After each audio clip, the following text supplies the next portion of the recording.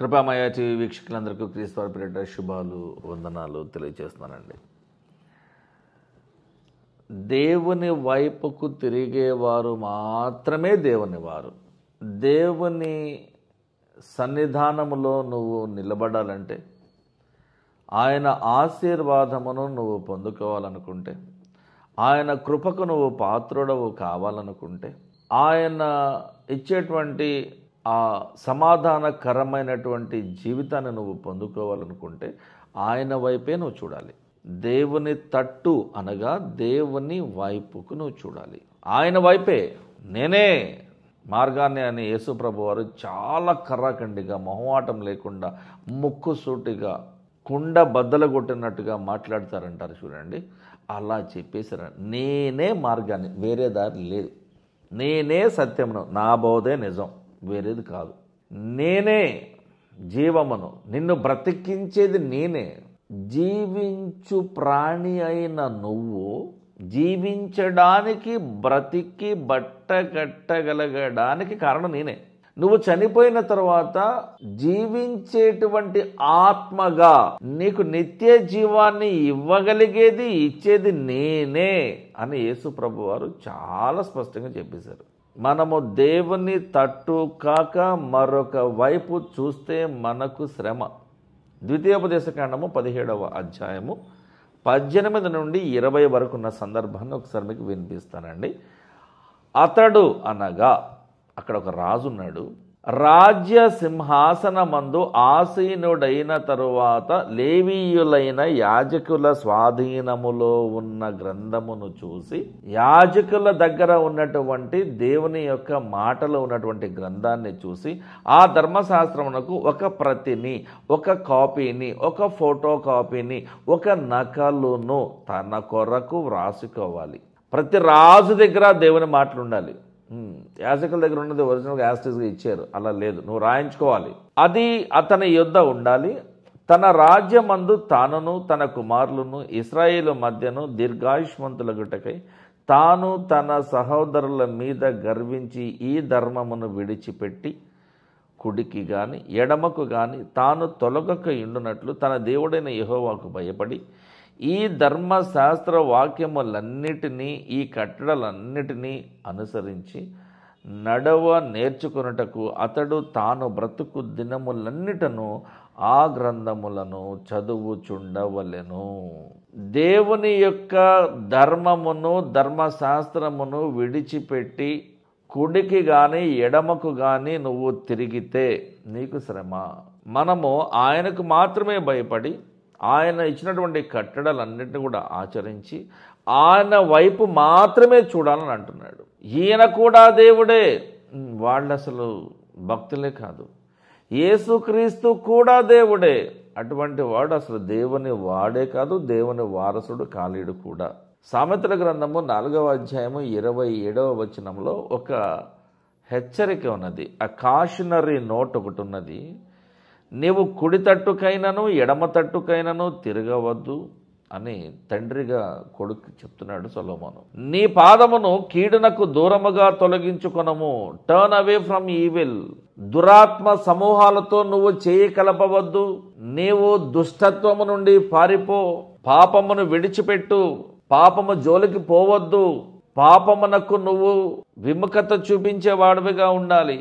ఈ పాపమును నువ్వెంత అసహించుకుంటే దేవుడు నిన్ను అంతలా ప్రేమిస్తాడు. కాబట్టి నువ్వు పాపములో పాలి భాగస్థుడివై ఉండవద్దు అని సొలొమోను సలహా ఇస్తా ఉన్నాడు. రాజుల మొదటి గ్రంథము 11వ అధ్యాయము మొదటి 4 వచనాల్లో మీరు చూడగలిగితే, రాజైన సొలొమోను ఫరో కుమార్తెను కాక ఆ జనులలో ఇంకా అనేక మంది పరస్త్రీలను మోహించి కామ ఆతురత కలవాడై వారిని ఉంచుకొనుచూ వచ్చాడు. అతనికి 700 మంది రాజకుమార్తెలైన భార్యలున్నారు, 300 మంది ఉపపత్తులు కూడా ఉన్నారు. అతని భార్యలు అతని హృదయమును త్రిప్పివేశారట. అనగా యెహోవా దేవుని ఆరాధించేటువంటి సొలొమోనును విగ్రహాలకు మొక్కేటువంటి భక్తునిగా మార్చేశారు వాళ్ళు. ఎంత ప్రమాదకరము! భర్తలు వారి భార్యలను మార్చారు. భర్తలు వారి భార్యలను ఫలానా విగ్రహముల వైపుకు తీసుకువెళ్లారనే సంఘటన ఒక్క చోట కూడా బైబిల్లో నేను చూడలేదు. ఎవరన్నా చూస్తే నాకు తెలియచేయండి. నేను తెలుసుకుంటాను. నాకైతే ఎక్కడ కనపడలేదు. భార్యలు సొలొమోను యొక్క హృదయంను తిప్పివేశారు. సొలొమోను వృద్ధుడైపోయినప్పుడు, ముసలివాడైనప్పుడు అతని భార్యలో అతని హృదయంను ఇతర దేవతల తట్టు తిప్పగా అతడు తండ్రి అయిన దావీదు హృదయము వలె అతని హృదయము దేవుడైన యెహోవా యెడల యథార్థము కాకపోయెను. అనగా సొలొమోను ఒక తప్పుడు మార్గంలోనికి వెళ్ళిపోయాడు. Solomon ignored God in his last days. ఆరంభము కంటే అంతము ముఖ్యము. సొలొమోను మొదటి దినాలన్నీ కూడా అద్భుతంగా ఉన్నాయి. చక్కగా ఆరోగ్యంగా పుట్టాడు. మంచి రాజకుమారుని యొక్క కుమారునిగా రాజుగారి కోటలో పెరిగాడు. సకల సౌకర్యాలు, సకల భోగాలు, కోరుకున్నది, కావాలనుకున్నది. యువకుడయ్యాడు, యవనస్తుడయ్యాడు. దేవుని చేత ఆశీర్వదించబడినాడు. జ్ఞానము పొందినాడు, డబ్బులు పొందినాడు. సొలొమోను కంటే గొప్ప ఐశ్వర్యవంతుడు, ధనవంతుడు ప్రపంచంలో అసలు ఎవడూ లేడు. ఈ రోజున top 10 richest people in the world అనే వాళ్ళలో నెంబర్ 1 అనే వాడిని తీసుకుంటే వాడికున్న ఆస్తి సొలొమోనుకున్న ఆస్తితో పోల్చుకుంటే జస్ట్ లెస్ దాన్ 1% అంతే. అంత ధనవంతుడండి సొలొమోను.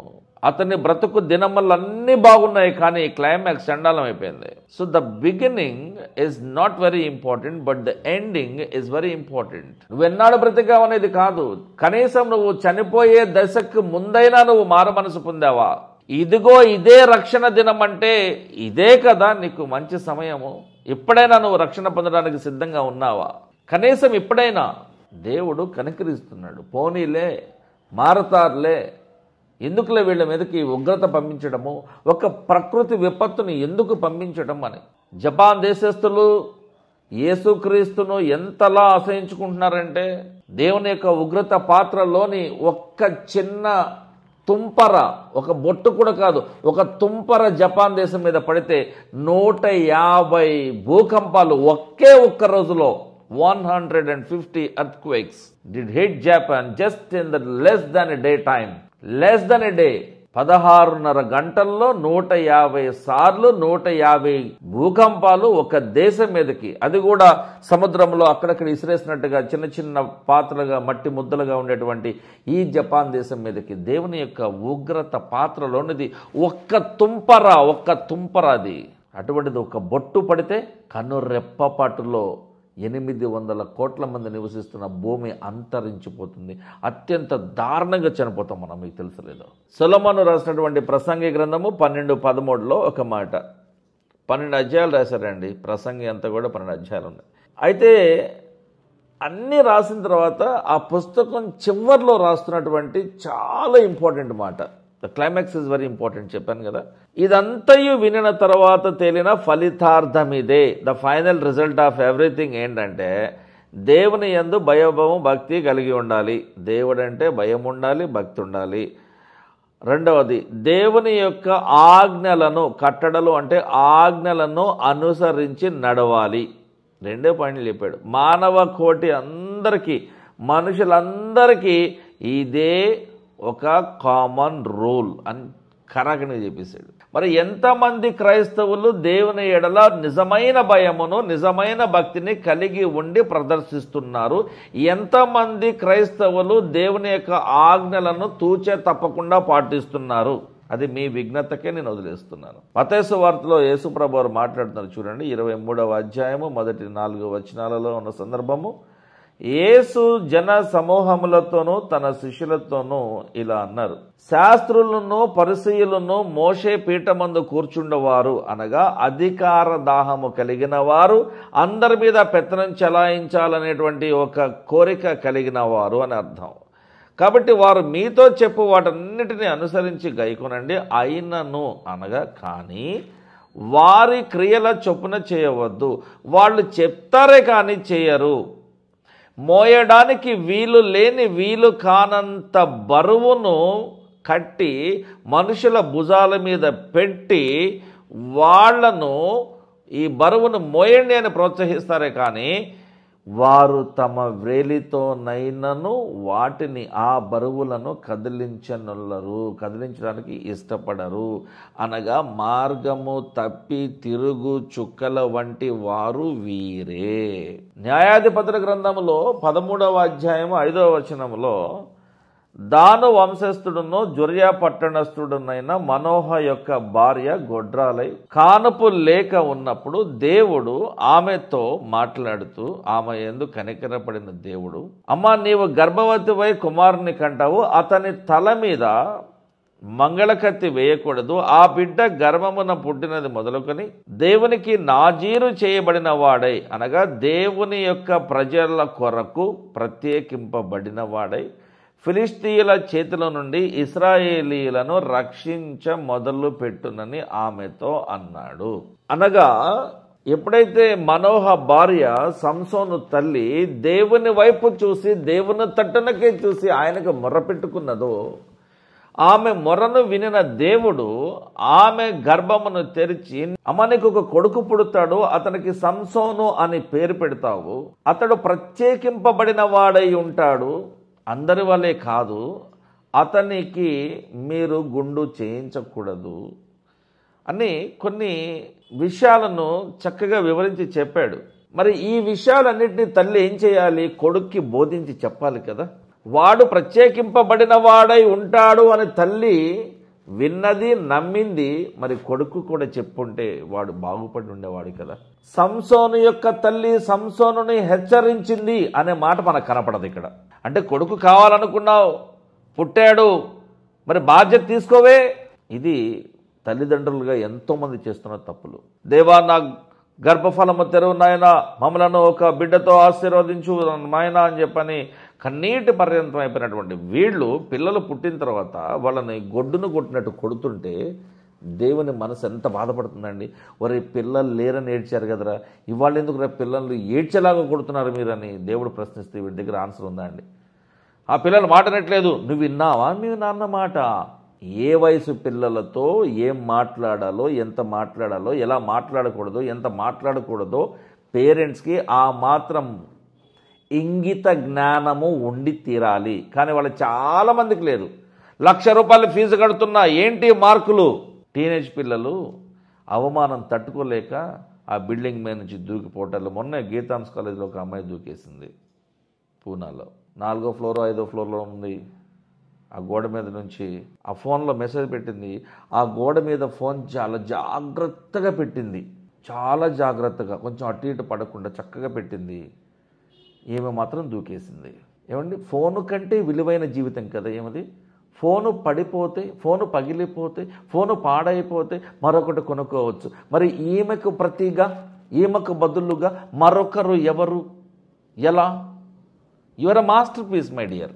మనిషి ఒక ఫోన్ తయారు చేస్తే ఆ ఫోన్ లాంటివి మిగతా 10,000 తయారు చేసినా అన్నీ ఒకేలా ఉంటాయి. కానీ దేవుడు ఒక మనిషిని మరొక మనిషిని చేసినప్పుడు ఆ ఇద్దరు 2 రకాలుగా ఉంటారు.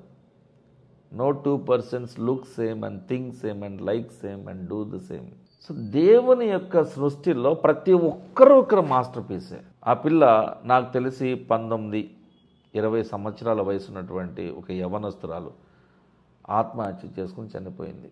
రకరకాల కారణాలు. హెచ్ఓడి తిట్టాడనో, లేదంటే అమ్మ మాటల గురించి అడుగుతుందనో, నాన్న చదువు గురించి అడుగుతున్నాడనో, లేదంటే ఒక తోటి పిల్లలు అవమానించారనో, ఎక్స్పెక్ట్ చేసిన మార్కులు రావట్లేదనో, ఏ ప్రేమ వ్యవహారమో, ఏ వైఫల్యమో, నేను చదవలేకపోతున్నాను అనేటువంటి బాధనో, నాకు నచ్చని కోర్సు నేను బలవంతంగా చదువుతున్నానని ఆ అయిష్టతతో కూడినటువంటి అసహనకరమైనటువంటి విషయమో, ఏదో ఒక రీజన్ ఉంటుంది.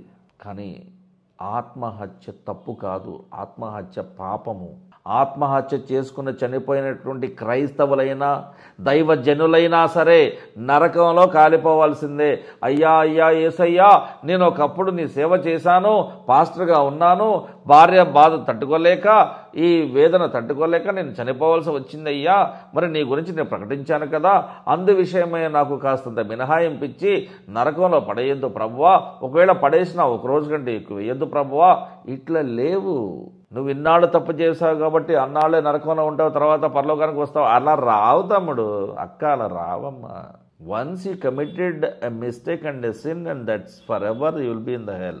ఆత్మహత్య చేసుకుని చనిపోయినటువంటి దైవజనుడైనా, ఎంతో మందికి బాప్తిస్మం ఇచ్చిన దైవజనుడైనా నరకంలో కాలిపోవాల్సిందే. చూడండి, న్యాయాధిపతుల గ్రంథము 16వ అధ్యాయము 19వ వచనంలో, సంసోను ఫిలిష్తీయుల పట్టణమైన గాజాకు వెళ్ళి అక్కడ దలీలా అను పేరు గల వేశ్యను ఒక దానిని చూసి ఆమెతో కలుసుకొని, ఆమె తన తొడ మీద సంసోనును నిద్రపుచ్చి ఒక మనిషిని పిలిపించి వాని చేత అతని తల మీది 7 జడలను క్షౌరము చేయించి అతనిని బాధించుటకు హింసించుటకు మొదలుపెట్టెను. అప్పుడు అతనిలో నుండి బలము తొలగిపోయాను. ఎప్పుడైతే అతని యొక్క జుట్టు కత్తిరించబడిందో, ఇతని తల మీద మీరు మంగళకత్తి వేయకూడదని దేవుడు చెప్పాడు. మంగళకత్తి ఎప్పుడైతే పడిందో, అనగా ఆ జుట్టును ఎప్పుడైతే కత్తిరించారో అతని యొక్క బలమంతా పోయింది. దేవుని యొక్క ఆశీర్వాదము అంతకుముందు నిలిచి ఉన్నది ఇప్పుడు వెళ్ళిపోయింది. మనము దేవుని వైపు తిరిగి ఆయన మీద మాత్రమే ఆధారపడితే వచ్చేటువంటి లాభాలేంటో పౌలు గారు కొరింథీ సంఘానికి వ్రాయబడిన మొట్టమొదటి పత్రిక 10వ అధ్యాయము 13వ వచనంలో వివరిస్తూ ఉన్నాడు.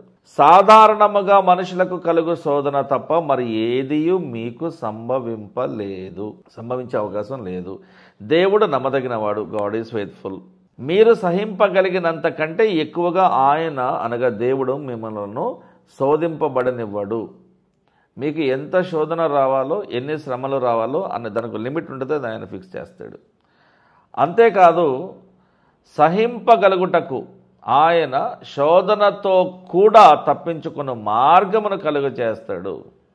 ఎందుకంటే యేసుక్రీస్తు వారు ఈ శ్రమలను అనుభవించే విషయంలో సహానుభవము కలిగిన వాడు కాబట్టి, ఈ సమస్యలు ఎలా ఉంటాయో, ఇబ్బందులు ఎలా ఉంటాయో, ఈ కష్టం ఎలా ఉంటుందో, ఈ నష్టం ఎలా ఉంటుందో, ఈ శ్రమ ఎంత భయంకరంగా ఉంటుందో, ఎంత నలిచివేస్తుందో, ఎంత బాధిస్తుందో ఆయనకు తెలుసు. కాబట్టి ఈ శ్రమలలో సహా అనుభవము కలిగిన యేసుక్రీస్తు మనందరికీ తోడుగా ఉండి ఈ శోధనను నుండి తప్పించుకునేటువంటి మార్గాన్ని మనకి కలుగ చేస్తాడని చెప్తున్నాడు. ఫిలిప్పీ సంఘానికి రాస్తూ 3:14 పౌలు గారు అంటున్నాడు కదా, క్రీస్తు యేసునందు దేవుని ఉన్నతమైన పిలుపునకు కలుగు బహుమానమును పొందవలనని గురి యొద్దకే నేను పరిగెడుతున్నాను. మరి నీ సంగతి ఏంటి? నీ పరుగు గురి యొద్దకా లేదంటే ఉరి యొద్దకా? గురి యొద్దకు పోయి నువ్వు క్షేమంగా ఉంటావా, లేదంటే ఉరి యొద్దకు పోయి నువ్వు నరకంలో కాలిపోతూ ఉంటావా? నేనైతే యేసుక్రీస్తు పార్టీనేనండి. నా పార్టీ యేసుక్రీస్తు పార్టీనే. నేనెప్పటికీ కూడా యేసుక్రీస్తు అనేటువంటి ఈ పార్టీలో ఒక కార్యకర్తనే. ఎప్పటికీ నిర్విరామముగా పనిచేయడానికి నేను యేసుక్రీస్తు పార్టీలో కార్యకర్తగా ఉండాలనుకుంటున్నాను. అవిశ్రాంతముగా పనిచేయడానికి యేసుక్రీస్తు పార్టీలో ఒక కార్యకర్తగా ఉండాలనుకుంటున్నాను. నిస్వార్థముగా పనిచేయడానికి యేసుక్రీస్తు అనే పార్టీలో కార్యకర్తగా పనిచేయాలనుకుంటున్నాను. మరి మీ సంగతి ఏంటి? నేనైతే దేవుని తట్టుకే తిరిగి ఆయన వైపే చూస్తూ ఆయన ఇచ్చేటువంటి ఆశీర్వాదము కొరకు, ఆయన పెడుతున్నటువంటి ఈ నిత్య జీవము కొరకు, జీవ కిరీటము కొరకు నేను ఆశ పెట్టుకుని ఉన్నాను. నేను బ్రతుకుతున్నటువంటి ఈ ఆయుష్కాలం అంతా కూడా ఆయన నాకు పెట్టిన భిక్షనే. ఎన్నోసార్లు నేను మరణించవలసిన వాడినై ఉన్నాను, ఎన్నో ప్రమాదాలలో చావవలసిన వాడినై ఉన్నాను. కానీ వాటన్నిటి నుంచి తప్పించి ఎందుకో నాకైతే తెలియదు. బహుశా నేను అప్పుడే చనిపోయి ఉంటే నేను రక్షణల మార్గంలో ఉండేవాడిని కాదు, బాప్తిసం తీసుకునేవాడిని కాదు, బైబిల్ చదివేవాడిని కాదు, నాకు తెలిసినంత బైబిల్ సమాచారాన్ని మీతో పంచుకునే ఉండేవాడిని కాదు.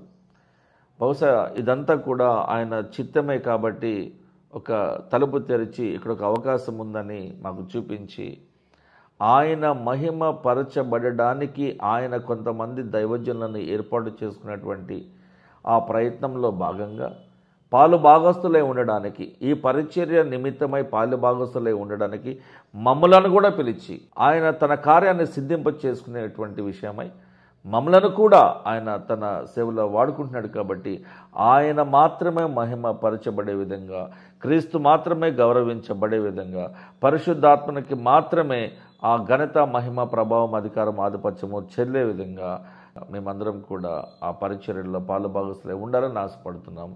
దేవుడు మీ అందరినీ కూడా ఆశీర్వదించినగాక. చిన్న ప్రార్థన. పరలోకమందున్న మా తండ్రి, మా ప్రార్థన ఆలకించండి ప్రభువా. మేము నీ వైపు మాత్రమే చూసి, నీకు మాత్రమే కట్టుబడి ఉండి, నీకు మాత్రమే లోబడి ఉండి, నీకు మాత్రమే భయపడి, నీ సన్నిధిని మేము పరిశుద్ధులముగా నిలిచి సనగక గుణగక భయము కలిగి భక్తి కలిగి నీ ఎదుట మేము నీతిమంతులమని తీర్చబడేటువంటి విషయమై వాక్యానుసారమైన జీవితాన్ని మేము గడపాలని ఆశపడుతూ ఉండగా మా అందరికీ మీరే తోడుగా ఉండి మమ్మల్ని చేపట్టుకుని నడిపించమని యేసుక్రీస్తు వారి పరిశుద్ధ నామంలో ఈ ప్రార్థన అడిగి వేడుకుంటున్నాం తండ్రి. ఆమేన్. Thank you.